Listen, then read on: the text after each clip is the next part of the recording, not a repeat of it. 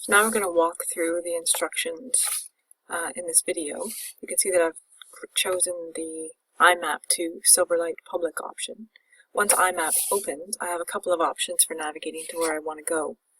The first option is to simply type in the name of where I want to navigate to in the search, hit enter, and now you see the options on the left-hand side. Chosen Maple Ridge, and then I select that link or zoom to feature, and it takes me right into the main part of Maple Ridge. This makes it easy for me to zoom out, move over and find the area where I know the BCIT Woodlot is, which is where I'm going to look at the polygons for this demonstration. The other way that I can do this is to turn to the I Want To tool,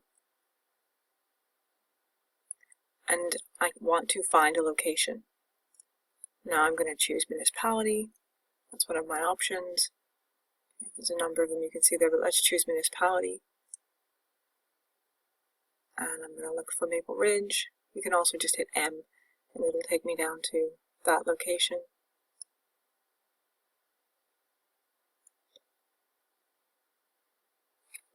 And then it takes me out to Maple Ridge, and again, I can zoom in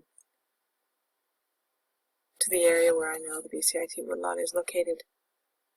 Now I need to add data, and to do that, I'm going to go to my Maps and Data source, to the provincial layers, and I'm going to scroll down, and I'm going to look for forest, grassland, and wetland, and I'm going to choose the outlined option for vegetated land cover.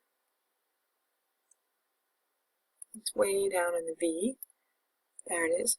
You can see it has a plus beside it, so when I open it I have a number of different options. I want outlined.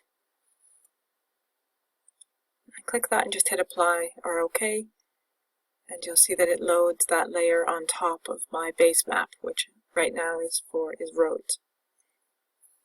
Now I need to be able to get the information, so I go to Analysis, click on Point, and now any polygon that I click on, you can see on the left-hand side I now have a link. Now I've clicked on 2, but that one, if I'm clicking on now, if that's one I want to look at, I have all of this information for that polygon. And as I scroll down, you can see that many of the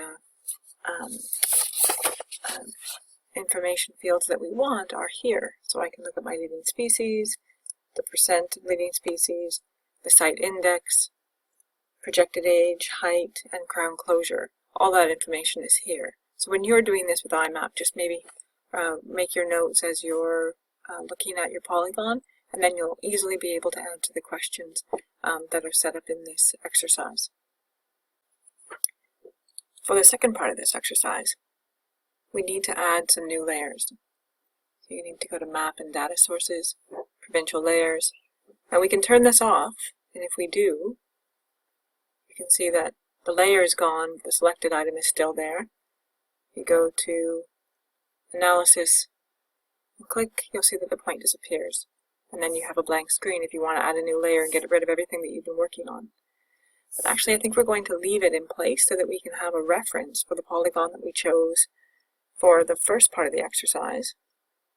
Leave it on, close the forest layer, look at license and permits. Now we're going to go down and find the results, cover polygon, and we're going to turn on the forest cover inventory outline and the forest cover silviculture, hit apply and OK. And now we can do the exact same thing where we go to Markup and Analysis, or to Analysis.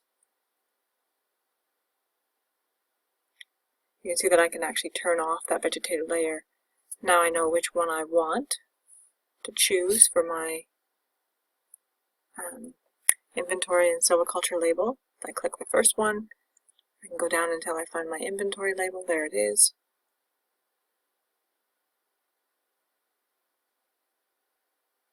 Now for my silviculture label, and there it is, and I have the information I need to complete the exercise.